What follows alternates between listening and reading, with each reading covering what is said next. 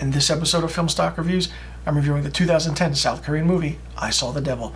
I Saw the Devil is directed by Kim Ji-woon and stars Byung-hun Lee and Choi Min-sik.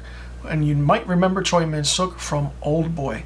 Now, this movie tells the story of an NIS agent whose family or wife is brutally murdered by a serial killer, and for the entire movie, he's on the hunt to find this killer. Wow, this was one of those movies where it started off the 2010s with a bang. This is probably my top 10 movie of the 2010s, and that's saying something. And I feel like I Saw the Devil is one of those movies where you don't expect to see what you expect until you watch it. It starts off slow, very slow going, but then it picks up and it's really, really brutal. Now, not only that, the interesting thing about this is that Byung-hun Lee and Choi Min-sik really do have great chemistry in this movie. And with Byung-hun Lee playing Kim So-yeon, it's really, really good. He's more so of the person, like, he's still haunted by what happened to his wife. But of course, Choi Min-sik as Kyung-chol is just, you know, out there and just doing his thing. He's a bus driver, but he's also a serial killer. But he himself has a family. And we see the softer side of him where he kills other people, but he's more prone to, you know, just being that father figure to his kid and his, you know, he loves his wife.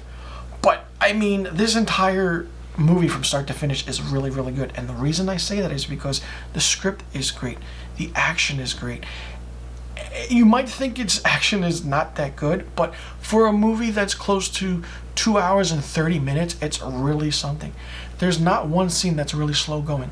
This movie is really in your face, and by way of saying is that the way the killings are done, the way the empathy is taught, the emotional aspect to it. It's a movie you have to see in order to believe that it's one of the top 10 best South Korean movies of all time. And of course, Choi Min-sik from Old Boy, people remember him from that movie.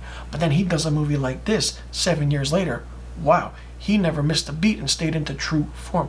Now, Byung-hun Lee became a national star in South Korea, even in worldwide, even starring in movies in America. And then he is recently, the last time you did see Byung-hun Lee was in Squid Game. Now, here's the thing. The killings that the serial killer in this movie does is so interesting and weird, and I mean, the film is so violent with its content that it received a restricted rating twice. That's saying something. If a movie like this was made in America, it wouldn't even pass certain standards by the motion picture rating system. It'll be NC-17 for that matter.